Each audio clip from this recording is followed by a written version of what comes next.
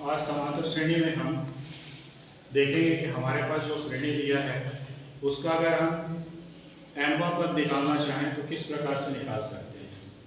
तो हम एक प्रश्न ले रहे हैं, समांतर श्रेणी 5 धन 8 धन 11 धन 14 ऐसे करके कुछ हमारे समांतर श्रेणी है, उसका 10वां पद हमको ज्ञात करना है।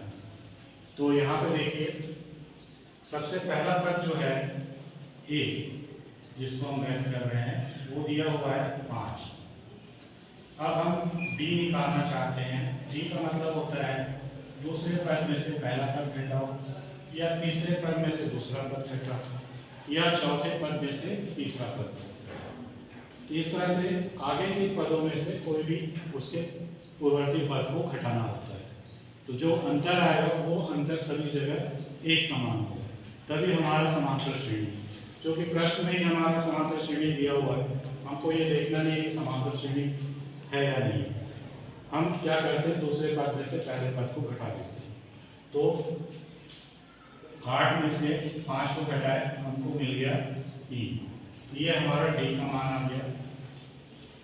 कौन सा पद निकालना है, वो हमारा n का मान होगा। हमें प्रश्न में पूछ रहा है 10वां पद, मतलब n का मान होगा 10।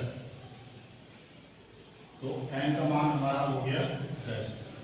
अब हम सूत्र लिखते हैं a n बराबर a धन n ऋण a d। ये हमारा सूत्र है समांतर श्रेणी का nवां पद निकालने का। इसमें मान रखते हैं, तो n का मान है हमारा 10, 10वां पद निकाल रहे हैं। a का मान है हमारा 5, n का मान 10 और d हमारा जो है वो है 3। इस तरह से हमने सारे संकेतों का मान रख दिए हैं। अब इसको हल करते हैं।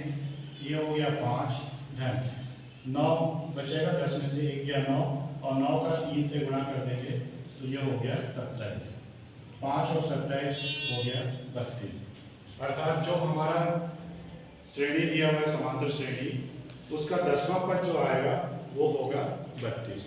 इस तरह से हम किसी भी समांतर श्रेणी का nवां पद ज्ञात कर सकते हैं।